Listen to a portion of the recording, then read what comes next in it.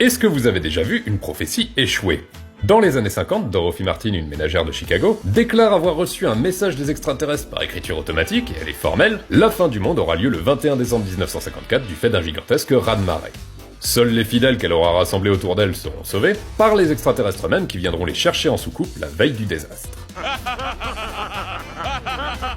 Elle fonde ainsi une secte, appelons un chat, et des malheureux quittent leur job, leurs études, leurs conjoints, pour la rejoindre en espérant ainsi être sauvés.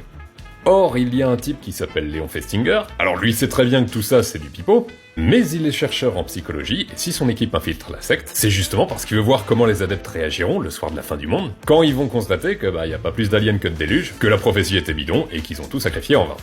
L'équipe de Festinger rapporte leurs observations de la soirée heure par heure. À minuit, quand les aliens devaient se manifester, le groupe met d'abord en cause l'heure affichée par les horloges. Mais bien vite forcé de constater que le problème vient pas de là, ils réfléchissent alors à tout un tas d'explications plus délirantes les unes que les autres, sans jamais envisager la plus évidente, que toute cette histoire était bidon. L'angoisse et l'incompréhension règnent pendant 4 heures, jusqu'à ce que Dorothy Martin reçoive un nouveau message des aliens. La fin du monde a été évitée grâce à la foi que les fidèles ont manifestée. C'est beau.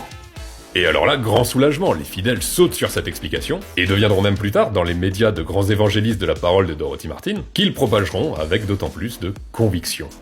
Il s'agit là de l'une des plus célèbres expériences de dissonance cognitive en conditions réelles, dont Festinger théorisera entre autres que plus les gens sont investis dans une croyance, notamment par les choix et les sacrifices qu'ils ont faits sur la base de celle-ci, plus il leur est difficile de la remettre en question, même en présence de preuves contraires, leur confrontation à de telles preuves pouvant même les renforcer dans cette croyance.